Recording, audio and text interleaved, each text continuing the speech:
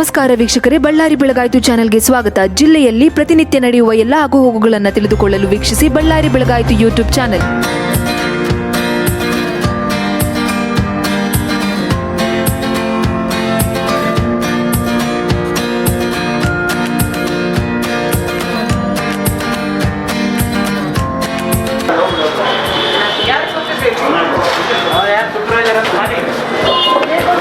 ಎಲ್ಲಿಂದ ಬಂದಿದ್ದಾರೆ ಡೀಟೇಲ್ಸ್ ಹೇಳಿ ನಿಮ್ಮದು ಮತ್ತೆ ಚೆಕ್ ಇನ್ ಚೆಕ್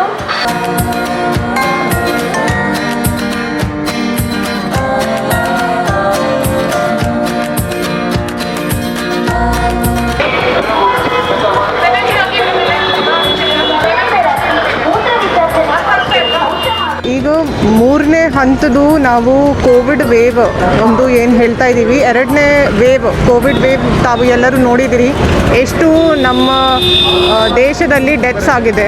ಅದು ಇನ್ನೊಮ್ಮೆ ನಾವು ರಿಪೀಟ್ ಮಾಡಬಾರದು. ಈಗ ಮೂರನೇ ಹಂತದನ್ನು ಹೇಗೆ ತಡೆ ಮಾಡಬೇಕು, ಹೇಗೆ ಕಂಟ್ರೋಲ್ ಮಾಡಬೇಕು ಅಂತ ಒಂದು ಜಿಲ್ಲಾ ಮಟ್ಟದಲ್ಲಿ ಏನೋ ಒಂದು ಡಿಸಿಷನ್ ಆಗಿದೆ. ನಾವು ಈಗಲೇ ಅದು ತಡೆ ಮಾಡೋಕ್ಕೆ, ಪ್ರಿವೆನ್ಷನ್ ಮಾಡೋಕ್ಕೆ ಈಗ ಸ್ಟಾರ್ಟ್ ನಮ್ಮದು ಪ್ರಯತ್ನ ಮಾಡಬೇಕಾಗುತ್ತೆ. ಈಗಾಗಲೇ ತಾವು ಎಲ್ಲರೂ ನೋಡ್ತಾ ಇದ್ದೀರಿ, ಕೇರಳ ಮತ್ತು ಬ್ಯಾಂಗ್ಳೂರಲ್ಲಿ ಕೇಸಸ್ ಹೆಚ್ಚಾಗ್ತಾ ಇದೆ. ಇದನ್ನು ಏನಾಗುತ್ತೆ, ಒಂದು ದಿವಸದಲ್ಲಿ ಯಾವುದು ಕೇಸ್ ಇರಲ್ಲ, ಬಟ್ ನೆಕ್ಸ್ಟ್ 1 ವಾರದಲ್ಲಿ 1000 ಕೇಸಸ್ ಬರೋಕ್ಕೆ ಚಾನ್ಸಸ್ ಯಾವಾಗಲೂ ಇರುತ್ತದೆ. ಮತ್ತು ಇದು ಸಿಟೀಸ್ ಏರಿಯಾದಲ್ಲಿ ಇನ್ನೂ ಸ್ಪ್ರೆಡ್ಗೆ ಚಾನ್ಸಸ್ ಒಂದ್ಸಲ ಆಗಿದ್ರೆ ನಮಗೆ ಕಂಟ್ರೋಲ್ ಮಾಡೋಕ್ಕೆ ಬರೋದಿಲ್ಲ. ಸೊ ಅದಕ್ಕೆ ಒಂದು ಪ್ರಯತ್ನ ನಮ್ಮ ಕಡೆಯಿಂದ ಆಗ್ತಾ ಇದೆ. ಅಂದರೆ ಒಂದು ಮೇಜರ್ ಕಮರ್ಷಿಯಲ್ ಏರಿಯಾದಲ್ಲಿ ಎಲ್ಲಿ ಜನರದ್ದು ಜಾಸ್ತಿ ಹೋರಾಡ್ತಾ ಇದ್ದಾರೆ, ಎಲ್ಲಿ ಜಾಸ್ತಿ ಕ್ರೌಡಿಂಗ್ ಇದೆ ಮತ್ತು ಜನರಿಗೆ ಜಾಗೃತಿ ಸಿಗಲಿಕ್ಕೆ ಜಾಸ್ತಿ ಅದು ಅವಕಾಶ ಇರುತ್ತದೆ, ಅಲ್ಲಿ ಸ್ವಲ್ಪ ಜನರಿಗೆ ಜಾಗೃತಿ ಮತ್ತು ಎಚ್ಚರಿಕೆ ಕೊಡೋಣ. ಸೊ ನಿನ್ನೆಯಿಂದ ಅದು ಚಾಲನೆ ಮತ್ತೊಂದು ಸಲ ಕೊಟ್ಟಿದ್ದೇವೆ ನಾವು ಮಹಾನಗರ ಪಾಲಿಕೆಯಿಂದ.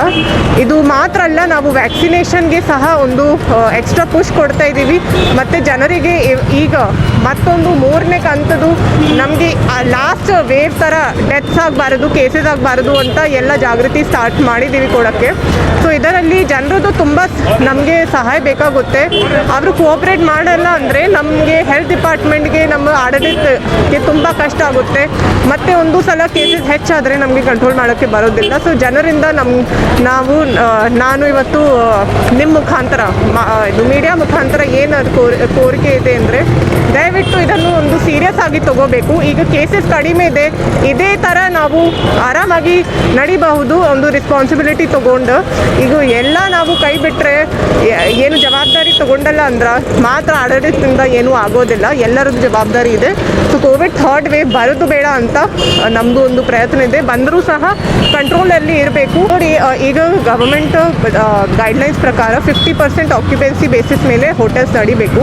ಮತ್ತು ಅದರಲ್ಲಿ ಕೇರಳ ಮತ್ತು ಮಹಾರಾಷ್ಟ್ರದಿಂದ ಯಾರು ಬರ್ತಾ ಇದ್ದಾರೆ ಅದರದ್ದು ಕೋವಿಡ್ ಟೆಸ್ಟ್ ಕಂಪಲ್ಸರಿ ಇರುತ್ತದೆ. ಈಗ ನಾವು ಒಂದು ಲಾಜಲ್ಲಿ ನೋಡಿದ್ದೇವೆ, ಅವರಿಗೆ ಆಕ್ಯುಪೆನ್ಸಿ ಡೀಟೇಲ್ಸ್ ನಮಗೆ ಸರಿಯಾಗಿ ಕೊಟ್ಟಿಲ್ಲ, ಮತ್ತು ಎಲ್ಲಿಂದ ಜನ ಬರ್ತಾರೆ ಅದು ಮಾಹಿತಿ ಸರಿಯಾಗಿ ಕೊಟ್ಟಿಲ್ಲ. ಸೊ ಇದೇ ಥರ ಕೇಸ್ ಲಾಜಸಲ್ಲಿ, ಹೋಟೆಲ್ಸಲ್ಲಿ ನಾವು ಕೇಸ್ ಹಾಕಲೇಬೇಕು. ಯಾಕೆಂದರೆ ಅದು ಯಾರು ಜನ ಬರ್ತಾರೆ ನಮಗೆ ಎಲ್ಲರಿಗೆ ಕಂಟ್ರೋಲ್ ಮಾಡೋಕ್ಕೆ ಬರಲ್ಲ, ಬಟ್ ಅದು ಹೋಟೆಲ್ಸ್ಗಳು, ಲಾಜ್ ಓನರ್ಸ್ ಜವಾಬ್ದಾರಿ ಇರುತ್ತದೆ. ಯಾಕೆಂದರೆ ಇದು ಗೌರ್ಮೆಂಟ್ ಗೈಡ್ಲೈನ್ಸ್ ಇದೆ. So we are trying to check that also. ಬೇರೆ ಲಾಡ್ಜಲ್ಲಿ ಕೂಡ ನೀವು ಇದೇ ಥರದ್ದು ಏನು we will try to go. ಎಲ್ಲ ಲಾಜಸಲ್ಲಿ ನನ್ನ ಕಡೆಯಿಂದ ಹೋಗಲಿಕ್ಕೆ ಆಗಲ್ಲ, ಬಟ್ ನಾನು ಹೆಲ್ತ್ ಇನ್ಸ್ಪೆಕ್ಟರ್ಸ್ಗೆ ಎಲ್ಲರಿಗೆ ಡೈರೆಕ್ಷನ್ಸ್ ಕೊಟ್ಟಿದ್ದೇವೆ. ಇದು ನೋಡಬೇಕಾಗುತ್ತೆ. ಮತ್ತು ಪ್ರತಿ ವಾರ್ಡ್ಗೆ ಒಂದು ನೋಡಲ್ ಆಫೀಸರ್ ಸಹ ಮಾಡಿದ್ದೇವೆ, ಅವರಿಗೆ ಒಂದು ಜವಾಬ್ದಾರಿ ಕೊಟ್ಟಿದ್ದೇವೆ. ಎಷ್ಟು ಲಾಜಸ್ ಇದೆ ಒಂದು ಪಟ್ಟಿ ಮಾಡಿಬಿಡಿ, ಆಮೇಲೆ ಒಂದು ಹಂತ ಹೋಗೋಣ, ಚೆಕ್ ಮಾಡೋಣ.